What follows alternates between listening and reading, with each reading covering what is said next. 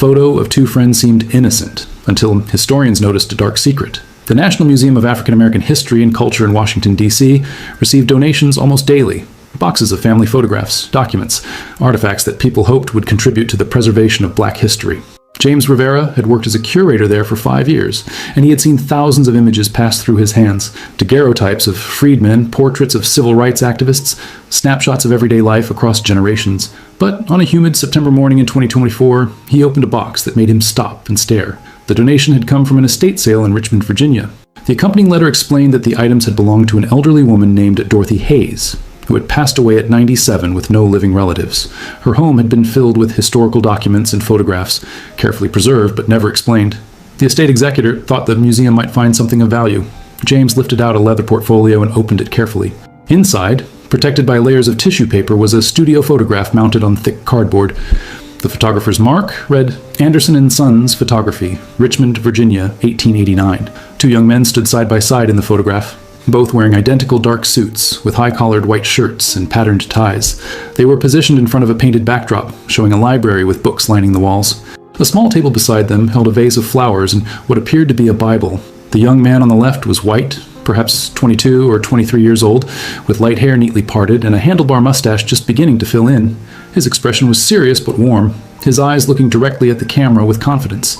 The young man on the right was black, roughly the same age, with a strong jaw and intelligent eyes. His posture was equally upright, his clothing identical in quality and style to his companions. Most striking was the positioning. The white man's hand rested on the black man's shoulder, and the black man's hand reached across to grip his companion's forearm. It was an unmistakable gesture of friendship, of brotherhood even. For a photograph taken in 1889 Virginia, just 24 years after the end of the Civil War, in a time when Jim Crow laws were solidifying racial segregation across the South, this image was extraordinary. Interracial friendship existed, certainly, but it was rarely documented so formally, so publicly. Studio portraits were expensive, deliberate affairs. People didn't commission them casually. James pulled out his magnifying glass and examined the photograph more closely. That was when he began to notice the details that didn't fit the narrative of simple friendship. The white man's hand on his companion's shoulder. James looked closer and saw that the fingers weren't resting gently but gripping tightly, the knuckles slightly white from pressure. The black man's smile, which had seemed genuine at first glance, didn't quite reach his eyes. In his free hand, the one not gripping his friend's arm was clenched into a fist at his side. James moved his magnifying glass across the background of the photograph. The painted backdrop showed a refined library, but in the lower right corner, partially obscured by the small table, something hung on the wall. He adjusted his desk lamp and leaned closer. It was a chain, heavy links painted into the backdrop, incongruous with the elegant library setting. Why would a photography studio include a chain in a backdrop meant to suggest education and refinement? James turned the photograph over. The back of the mounting board was yellowed with age, but someone had written across it in faded brown ink. The handwriting was shaky, as if written quickly or under emotional duress. Thomas and Marcus. The last photograph before the departure. May God forgive us for what we have done. September 14th, 1889. James read the inscription 3 times. Last photograph before the departure. Were they going somewhere together? Separating? And that phrase, may God forgive us for what we have done. Not what we must do or what we will do, but what we have done. Something had already happened when this photograph was taken. Something that required divine forgiveness. He photographed the image from multiple angles, capturing every detail in high resolution. Then he opened his laptop and began to search. He needed to find out who Thomas and Marcus were, why they had posed for this photograph together in 1889 Virginia, and what dark secret was hidden in the tension beneath their posed friendship. The investigation had begun, and James had a feeling this photograph would reveal a story far more complex and painful than the simple portrait of friendship it appeared to be at first glance. James spent the rest of that day searching for any record of Thomas and Marcus from 1889 Richmond. Without last names, the search was difficult. Both names were common in that period. He started with the photographer's mark, Anderson & Sons Photography. Richmond City directories from the 1880s showed that Anderson & Sons had operated a studio on Broad Street from 1885 to 1893, advertising themselves as specialists in fine portraiture for distinguished families. The emphasis on distinguished families suggested they catered to Richmond's white elite, making the photograph of an interracial pair even more unusual. James examined the photograph again under different lighting conditions, looking for any other clues he might have missed. The suits both men wore were expensive, tailored, not ready-made. The fabric appeared to be fine wool, appropriate for a formal portrait. Their shoes, visible at the bottom of the frame, were polished leather. Everything about their presentation suggested wealth and status, but something about the black man's posture nagged at James. Despite the expensive clothing and the confident stance, there was a subtle tension in his shoulders, a guardedness in his expression that spoke of someone who had learned to be careful, to watch and wait. James had seen similar expressions in photographs of freedmen from the Reconstruction era, people who had gained legal freedom but still navigated a world designed to constrain them. He decided to approach the search differently. If these were distinguished families, there might be records in Richmond's historical archives, property records, court documents, newspaper mentions. He contacted his colleague, Dr.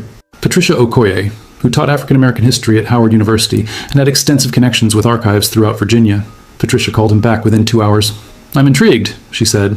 "Can you send me high-resolution scans of the photograph? I want to look at it myself." James emailed her the images, and they arranged to meet the following day at the Library of Virginia in Richmond, where Patricia had already scheduled time to search through property records and newspaper archives from the 1880s and 1890s. That evening, James couldn't stop thinking about the photograph. He had handled thousands of historical images, but something about this one felt different. The inscription, "May God forgive us," suggested guilt, complicity, perhaps even crime.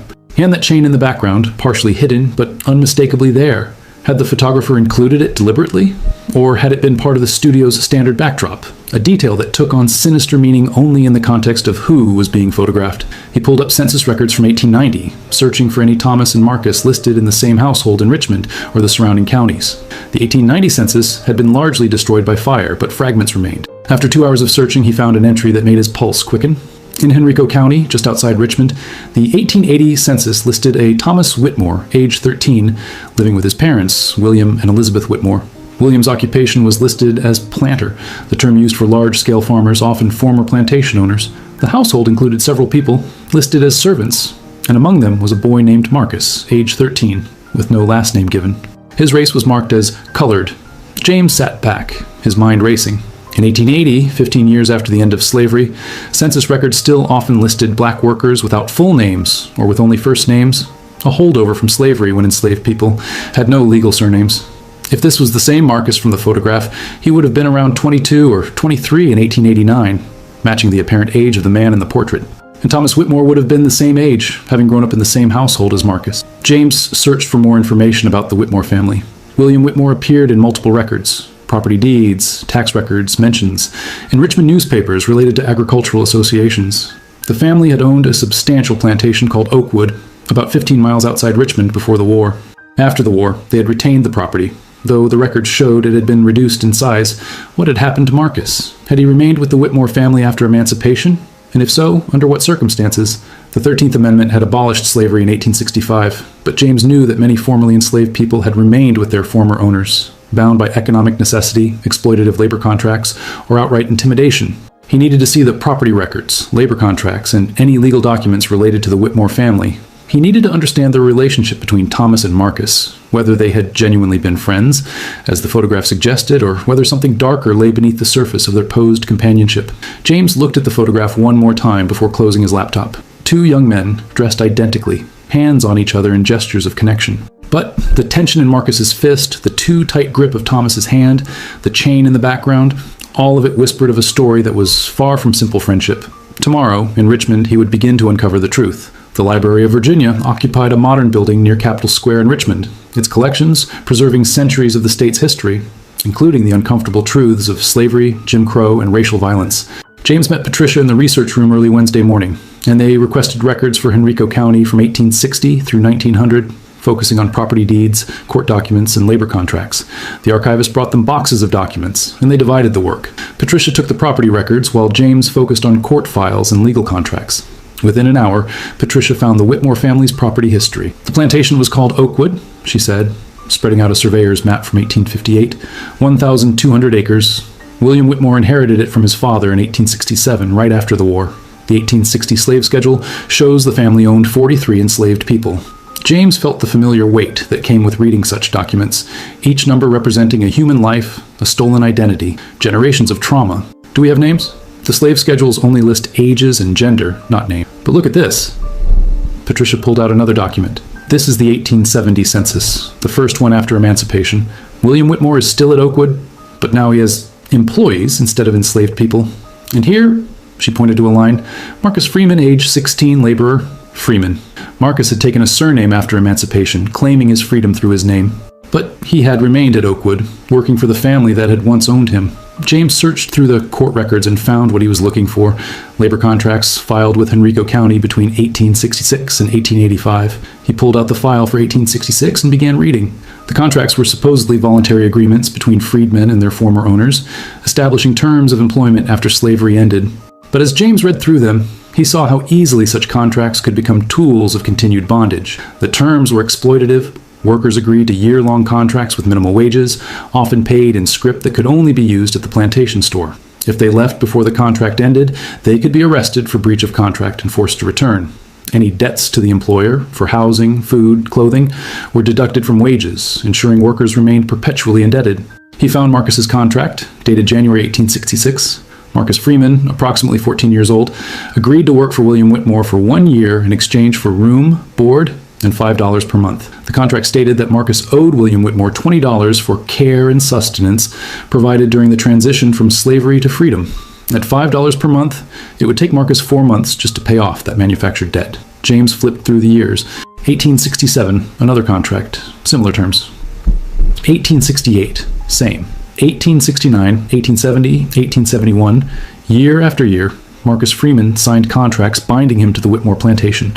Or perhaps signed wasn't accurate. Many of the contracts bore only an X next to Marcus's name, suggesting he couldn't write or had been prevented from learning. "This is peonage," Patricia said quietly, reading over his shoulder.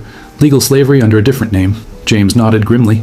Peonage, the practice of binding workers through debt, had been officially outlawed by Congress in 1867, but the law was rarely enforced in the South. Thousands of black workers remained trapped in conditions barely distinguishable from slavery, bound by contracts, debt, and the threat of violence.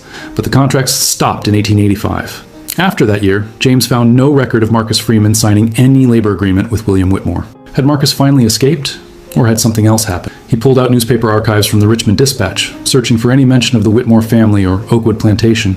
Patricia searched the Henrico County court records for any legal proceedings involving the family. It was Patricia who found the first clue. "James, look at this. It's a civil case filed in September 1889, William Whitmore versus Thomas Whitmore, a property dispute." James moved to her side. The case file was thin, just a few pages, but the header indicated it had been filed on September 10th, 1889, 4 days before the photograph was taken. The complaint was written in the formal legal language of the period, but its meaning was clear. William Whitmore was accusing his son Thomas of attempting to steal property that rightfully belonged to the family estate. The specific property wasn't detailed in the filing, only described as human chattel unlawfully retained. "A human chattel," James said softly. In 1889, 24 years after the 13th Amendment, Patricia pointed to another line. "And look at this. Thomas filed a counterclaim the same day. He accused his father of maintaining illegal peonage contracts and claimed he had evidence of fraud and coercion." James felt pieces clicking into place. Thomas Whitmore had discovered what his father was doing. He had found evidence that Marcus Freeman, and possibly others, were being held in illegal bondage through fraudulent contracts and debt manipulation. And Thomas had decided to act, to testify against his own father. That would explain the inscription on the photograph. "May God forgive us for what we have done." Thomas had betrayed his father. He had chosen his friend over his family, justice over loyalty. But what had happened next? The case file showed the initial complaint and counterclaim, but nothing more. No trial date, no resolution, no verdict. James searched the newspaper archives for September and October 1889, looking for any mention of the Whitmore case. He found nothing. No trial announcements, no reports of testimony, no scandal. For a prominent family like the Whitmores, the absence of coverage was suspicious. Then, Patricia found something in the November 1889 papers. A brief obituary, tucked on an inside page. Thomas William Whitmore, age 23, died suddenly on October 2, 1889, at his family home in Henrico County. He is survived by his father, William Whitmore, and mother, Elizabeth Whitmore. Services will be private. The family requests no visitors. James read it twice. Thomas had died less than 3 weeks after the photograph was taken. Less than a month after filing his counterclaim against his father. The timing was too convenient to be coincidence.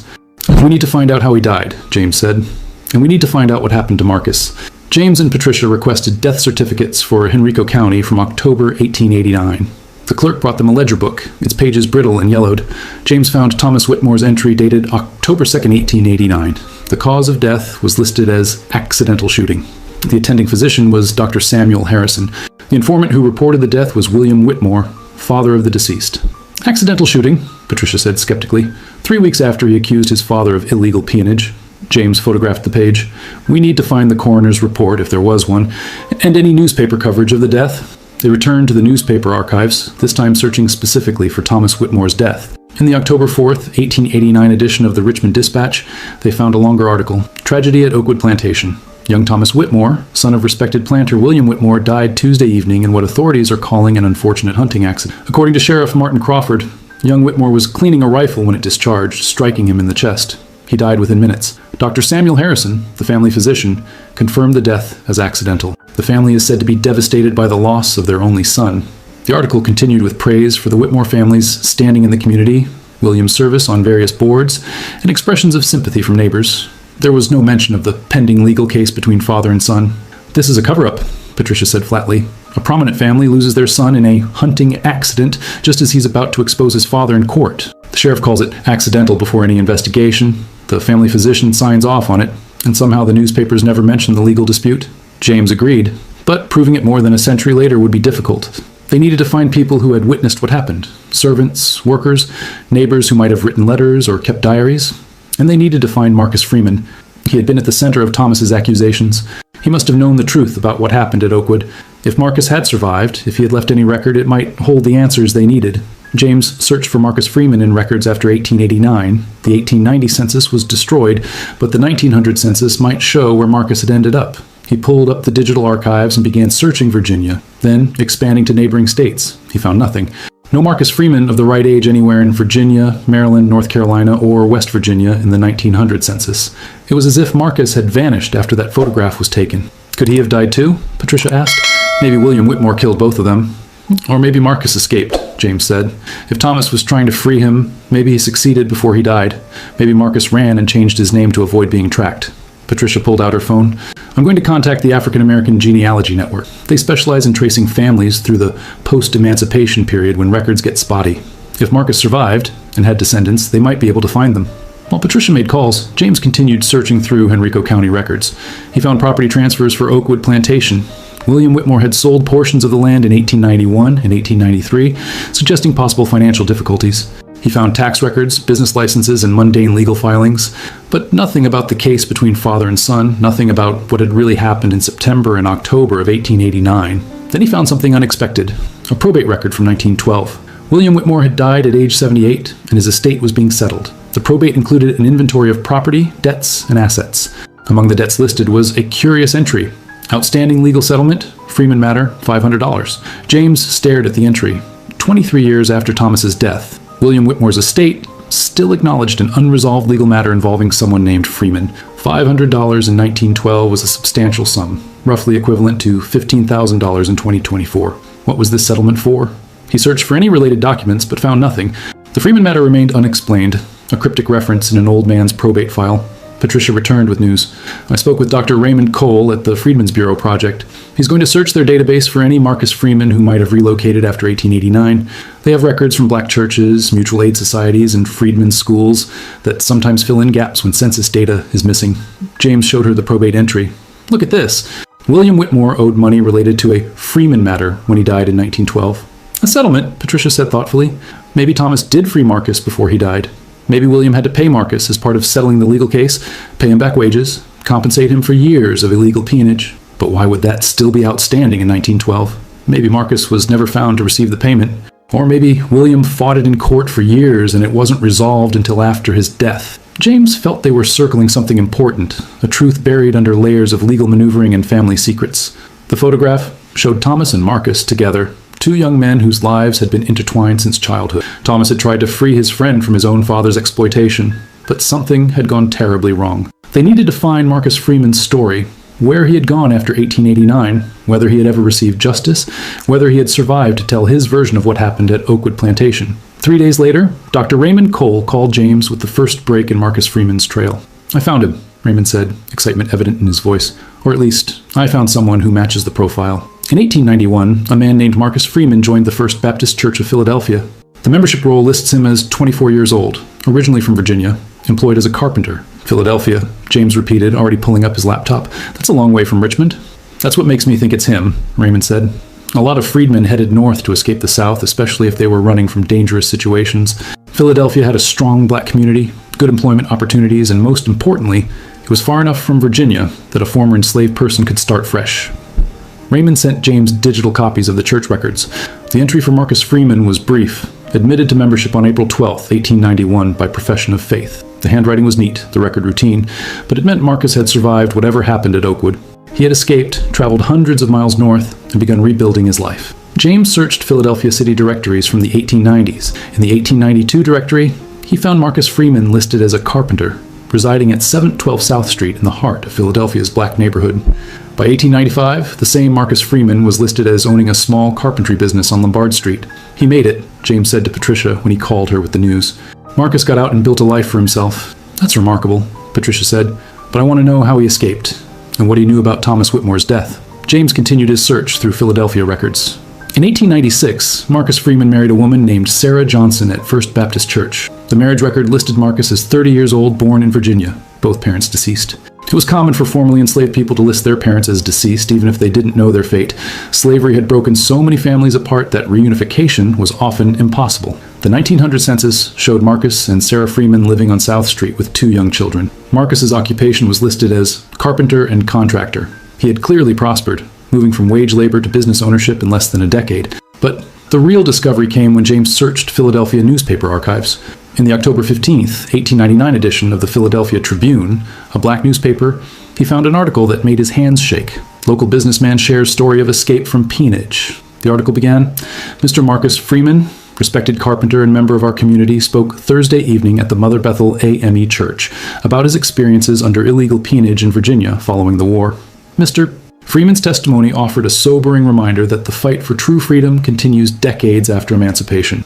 James read the article 3 times. Marcus had gone public with his story. He had stood before a church congregation and told them what had happened at Oakwood Plantation. The article didn't provide details of his testimony, only summarizing that Marcus had described years of forced labor, fraudulent contracts, and violence used to keep workers from leaving. It mentioned that he had escaped with the help of a friend who paid the ultimate price for his conscience. A friend who paid the ultimate price, Thomas Whitmore. James searched for more mentions of Marcus Freeman in Philadelphia newspapers and found several. Marcus had become an advocate for labor rights, speaking at churches and community meetings about the ongoing exploitation of black workers in the South. In 1902, he testified before a congressional committee investigating peonage and convict leasing systems. James found the congressional testimony in the Library of Congress archives. Marcus Freeman's testimony, given on March 6, 1902, was 15 pages long. James began reading, and the story that emerged was both heartbreaking and infuriating. Marcus testified that he had been born enslaved at Oakwood Plantation around 1866. After emancipation, when he was approximately 14 years old, William Whitmore had forced him to sign a labor contract. Marcus couldn't read, and no one explained the terms. He later learned the contract bound him for a year and claimed he owed Whitmore money for his care. Each year, Whitmore presented a new contract. Each year, Marcus was told he still owed money for food, housing, clothing, tools. The amounts were arbitrary and always exceeded his wages. When Marcus tried to leave in 1874 at age 18, Whitmore had him arrested for breach of contract and debt. The local sheriff, who was Whitmore's friend, brought Marcus back to Oakwood in chains. I was free by law, Marcus testified, but a prisoner in fact. Mr. Whitmore kept me and others like me through fear. He said if we ran, he would find us and see us hanged for theft. He said no one would believe a colored man over a white landowner. Truth. Marcus described years of this existence, working from dawn to dusk, never able to save money, never able to leave. Other workers came and went, but Marcus remained, trapped by circumstances and by Whitmore's threats. Then, in 1888, something changed. Thomas Whitmore, who had been away at the University of Virginia, returned home. Thomas and Marcus had grown up together, not as equals, but with a relationship closer than typical enslaver and enslaved person. Thomas's mother, Elizabeth, had taught both boys to read, though secretly in Marcus's case. They had played together as children before the reality of their different positions became unbridgeable. Thomas was shocked to discover that Marcus was still at Oakwood, still bound by contracts, still unpaid for his labor. He began investigating his father's business practices and discovered the truth. William Whitmore had been operating an illegal peonage system for years, keeping Marcus and several other workers in bondage through fraudulent contracts. Marcus's congressional testimony continued with details that brought the photograph into sharp focus. In early 1889, Thomas Whitmore had confronted his father about the peonage system. According to Marcus's account, the confrontation had been explosive. Thomas told his father that what he was doing was illegal and immoral, Marcus testified. He said that slavery had ended, and it was time to let me and the others go. Mr. William Whitmore, the elder, he laughed. He said the law was whatever powerful men decided it was, and that no court would take the word of colored workers over his. But Thomas hadn't given up. He spent months secretly copying his father's business records. The fraudulent contracts, the ledgers showing wages that were never paid, the manufactured debts that kept workers trapped. He consulted with a lawyer in Richmond, a man named Robert Pemberton, who had been involved in civil rights cases. Thomas came to me in August 1889, Marcus testified. He told me he had evidence that would free me and compensate me for years of stolen wages, but he said it would be dangerous. His father was a powerful man with powerful friends. If we moved forward with a legal case, there would be consequences. Marcus had told Thomas to proceed anyway. Freedom, even with risk, was better than continued bondage. On September 10, 1889, Thomas filed his counterclaim against his father, accusing him of maintaining illegal peonage and submitting the copied documents as evidence. William Whitmore was furious, Marcus testified. He told Thomas he was betraying his family, destroying their name, siding with colored people over his own blood, but Thomas stood firm. He said his conscience couldn't allow him to benefit from my slavery. 4 days later, on September 14th, Thomas took Marcus to Richmond to have their photograph made. It was a deliberate act, Marcus explained, visual proof of their friendship, of Thomas's commitment to treating Marcus as an equal. The identical suits, the companionable positioning, the choice of Anderson & Sons photography, the same studio that photographed Richmond's elite families, all of it was meant to make a statement. Thomas wanted the world to know he stood with me, Marcus said. He wanted a record that couldn't be erased or denied. But Marcus also testified about what wasn't visible in the photograph, the fear they both felt. Thomas had received threats from his father's associates. Marcus had been warned by other workers that William Whitmore was planning something. They both knew that powerful men didn't easily surrender their power and that justice for black workers was rare in 1889 Virginia. The inscription on the back of the photograph, "May God forgive us for what we have done," took on new meaning in light of Marcus's testimony. Thomas knew that filing the case against his father would have consequences. He was asking for forgiveness, not for something immoral, but for the family betrayal his act of justice required. Marcus's testimony then addressed Thomas's death. His voice, even filtered through the formal language of congressional records, carried grief that resonated across more than a century. On October 2, 1889, I was working in the carpentry shop at Oakwood. Thomas had moved into the overseer's cottage to distance himself from his father. That evening I heard a gunshot from the main house. I ran toward the sound and found Thomas lying in his father's study. There was blood, and Thomas was barely conscious. He looked at me and whispered, "Run, Marcus. Papers, desk, run." Marcus testified that William Whitmore arrived seconds later with the sheriff. They immediately accused Marcus of shooting Thomas, of attempted murder. Marcus ran, knowing he would be lynched if he stayed. He hid in the woods near the plantation, and that night, under cover of darkness, he crept back to the overseer's cottage. I found the papers Thomas had mentioned, Marcus testified. Legal documents, signed by a judge, ordering my release from all contracts and awarding me compensation for back wages. Thomas had obtained them that very day. He had freed me on paper, and his father had killed him for it. Marcus took the documents and fled. He walked at night and hid during the day, making his way north through Virginia, Maryland, and Pennsylvania. He arrived in Philadelphia with nothing but the clothes on his back and the legal papers that proved his freedom. Thomas Whitmore died because he believed I deserved to be free, Marcus told the Congressional Committee. He gave up his inheritance, his family, and ultimately his life because he couldn't accept that I was still enslaved. I carry that debt every day. James sat back from his laptop, overwhelmed by the weight of Marcus's testimony. The photograph wasn't just documentation of friendship. It was Thomas's last gift to Marcus, proof of their bond and of Thomas's commitment to justice. The fear in both their eyes wasn't paranoia. It was prescient knowledge that their act of defiance would have terrible consequences. Thomas had been murdered by his father, and William Whitmore had used his power to cover it up, buying the sheriff's cooperation, ensuring the doctor signed a false death certificate, keeping the newspapers from investigating. Thomas's accidental shooting had been nothing of the kind, but Marcus had survived to tell the truth. He had escaped, built a life, and eventually found the courage to publicly testify about what happened at Oakwood.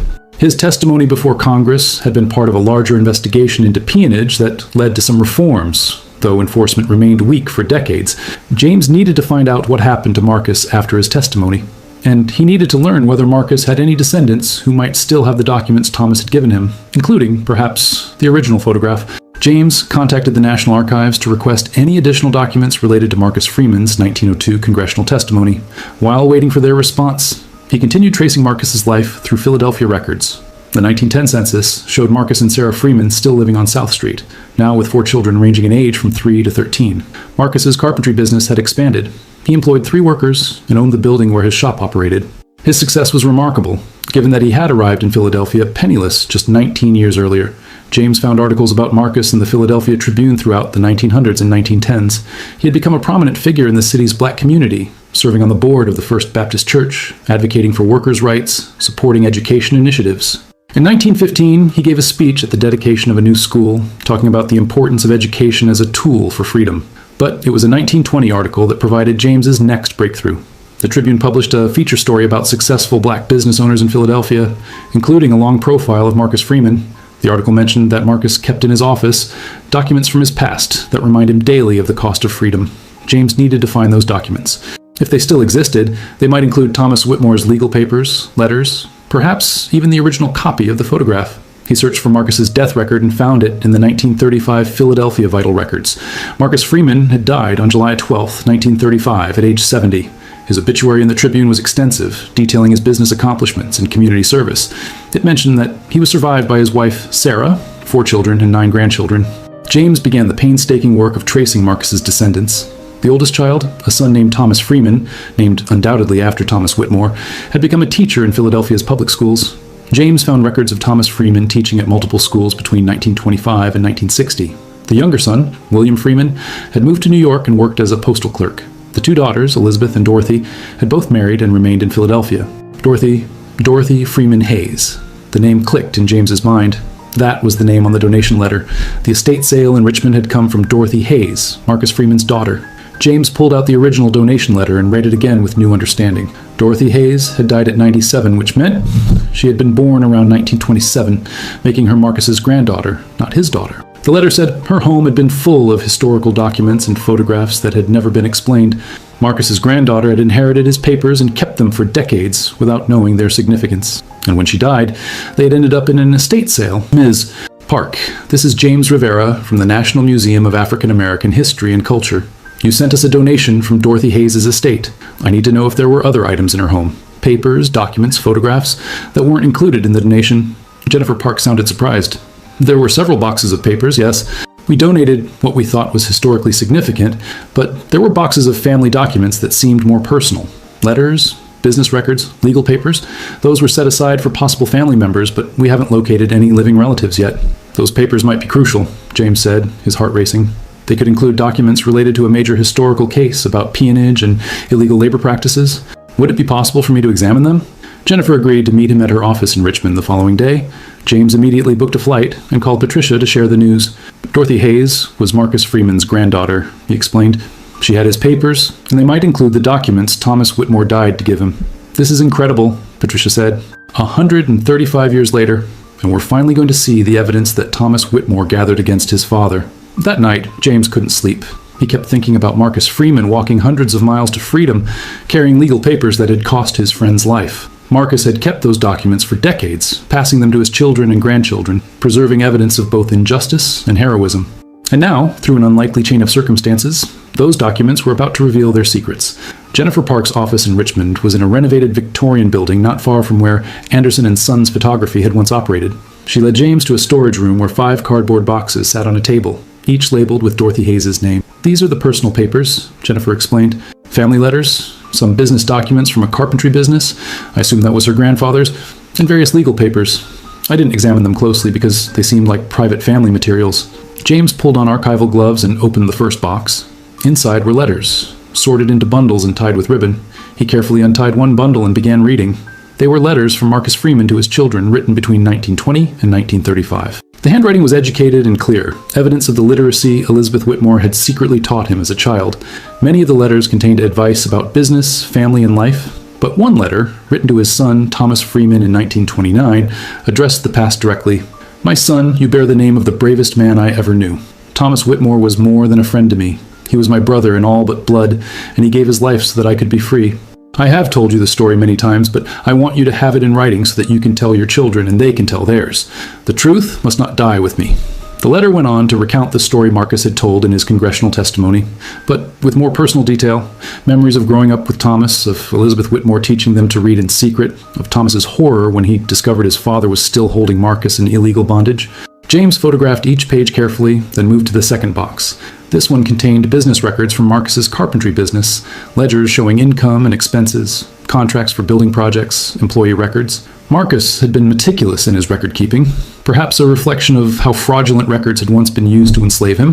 The third box held what James was looking for. Inside, wrapped in oilcloth to protect them from moisture and time, were legal documents from 1889. James's hands trembled as he carefully unfolded them. The first document was a court order dated October 2nd, 1889, the day Thomas died.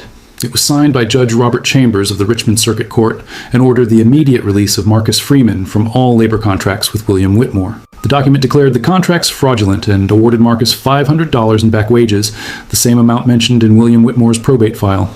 The second document was an affidavit signed by Thomas Whitmore, detailing the evidence he had gathered. Copies of fraudulent contracts, ledgers showing unpaid wages, testimony from other workers who had been trapped in peonage. Thomas's handwriting was confident and clear, his language precise. He concluded the affidavit with words that brought tears to James's eyes. "I submit this evidence not as a son betraying his father, but as a citizen upholding the law, and as a friend honoring the humanity of Marcus Freeman, who has suffered years of illegal bondage at my family's hands. If there is shame in this testimony, it belongs to those who maintain such systems, not to those who expose them. I am prepared to accept any consequences that come from speaking this truth." James sat back, overwhelmed. Thomas had known the risk. He had filed these papers knowing his father might retaliate, and he had done it anyway, because Marcus's freedom was worth more than his own safety. The third document was a copy of the photograph. Not the original, that was the one James had found in the donation, but a second print, with a note attached in Thomas's handwriting. To Marcus, "This photograph was taken so that no one can deny our friendship or question my sincerity in advocating for your freedom. We stand as equals here, as we should stand under the law. If something happens to me, use this evidence to prove the truth. Your friend always, Thomas Whitmore." September 14th, 1889. James photographed everything, his mind racing with the implications. Thomas had prepared for his own death. He had given Marcus not just legal documents freeing him, but evidence to prove what had really happened if William Whitmore tried to cover it up. The fourth box contained newspaper clippings Marcus had saved, articles about peonage, about labor rights, about the slow progress toward justice. And buried among them was a brittle newspaper clipping from a Richmond paper dated November 1912. The headline read, "William Whitmore, prominent planter, dies at 78. Marcus had saved his enslaver's obituary. James read it and found it was the typical laudatory piece about a respected citizen and successful businessman.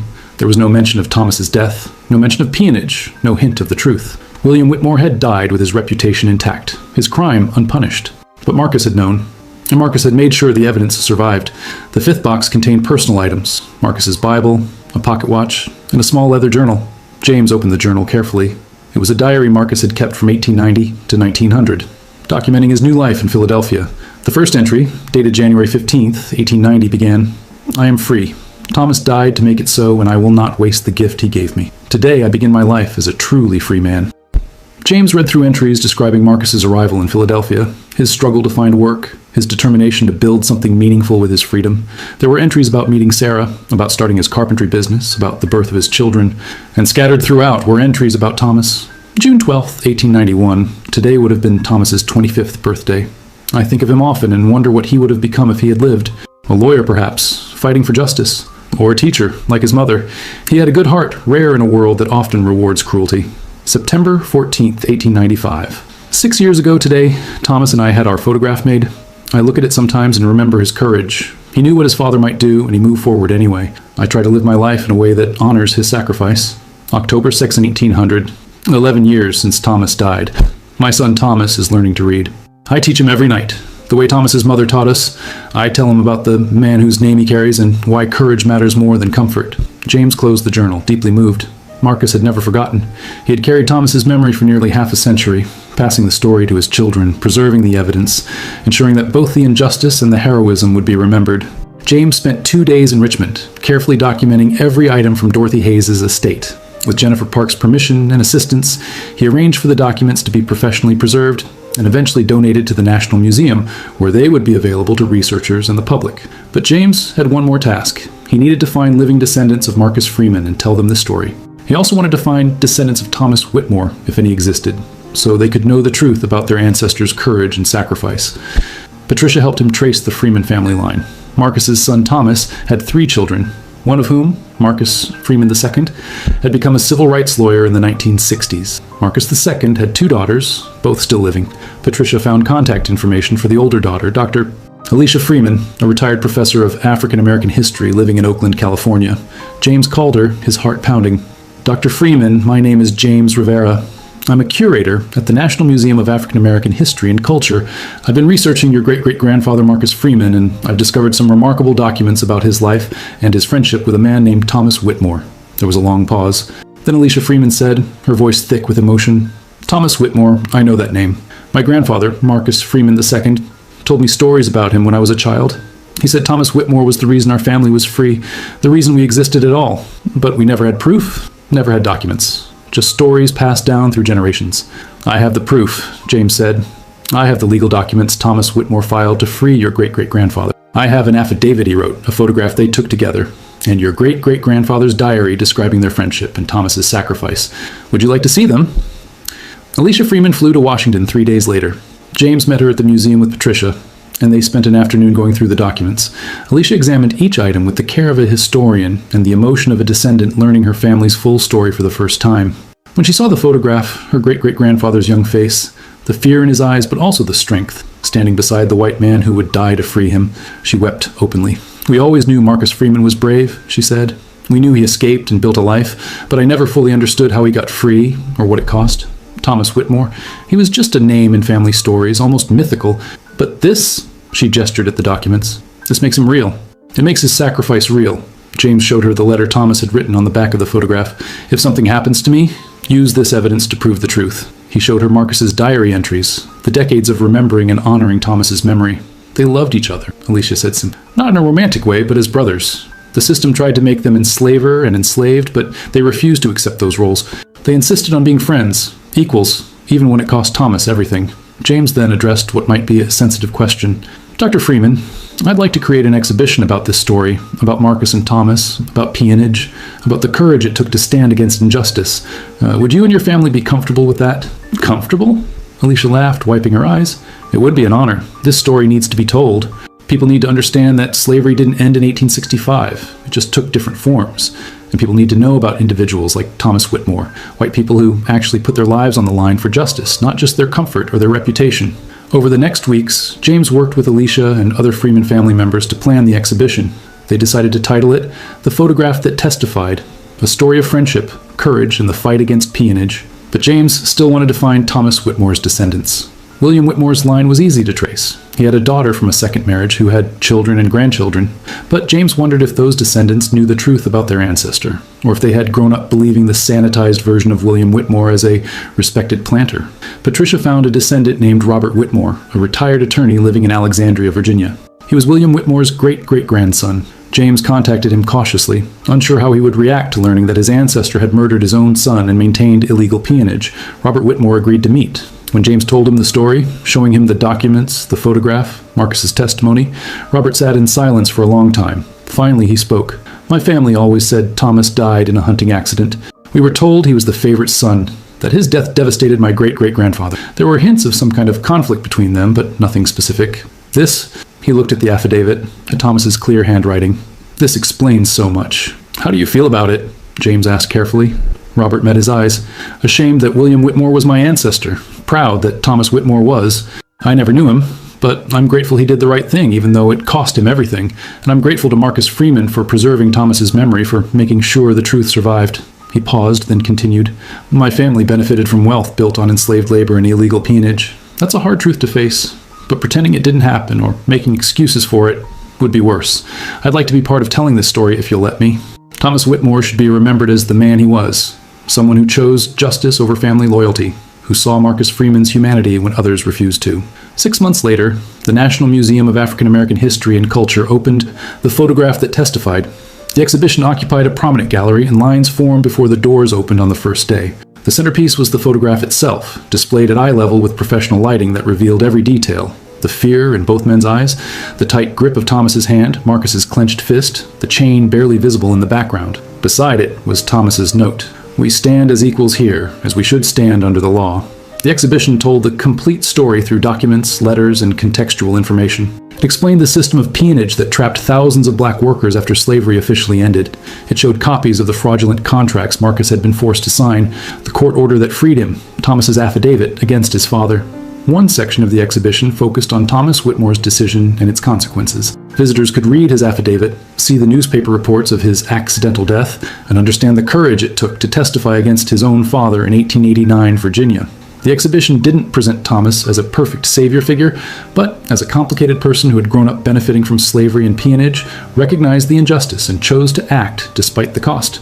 Another section documented Marcus Freeman's life after escape. his journey to Philadelphia, his carpentry business, his advocacy work, his congressional testimony. Visitors could see pages from his diary, letters to his children, and newspaper articles about his success. The exhibition showed that freedom once gained could lead to remarkable achievements.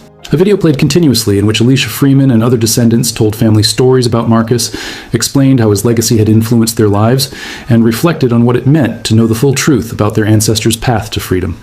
Robert Whitmore also participated, recording a video in which he acknowledged his ancestors' crimes and honored Thomas Whitmore's courage. Facing difficult family history isn't easy, he said in the video, but it's necessary. We can't change what our ancestors did, but we can choose how we remember them and how we act in our own lives. Thomas Whitmore made the right choice in 1889, even though it cost him everything. The least I can do is make sure his choice is remembered and honored. The exhibition also included a section on the broader context of peonage, showing how systems of debt bondage, convict leasing, and sharecropping had maintained conditions similar to slavery for decades after emancipation. It included testimony from other survivors, legal documents from peonage cases, and information about the slow, incomplete progress toward justice. On opening day, James stood in the gallery watching visitors engage with the exhibition. He saw people lean close to the photograph, studying the faces of Marcus and Thomas. He saw them read the documents with growing understanding and anger. He saw parents explain to children what peonage meant and why Thomas's sacrifice mattered. Alicia Freeman stood beside him. "My great-great-grandfather would be proud," she said quietly. He kept these documents for over 40 years, passing them to his children, preserving the evidence.